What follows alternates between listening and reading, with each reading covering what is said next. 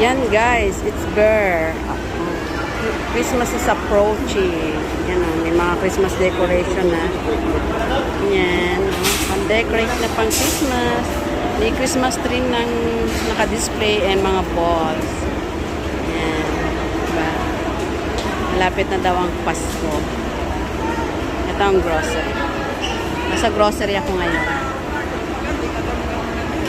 Pag ginanon nila, Dito ka gawin.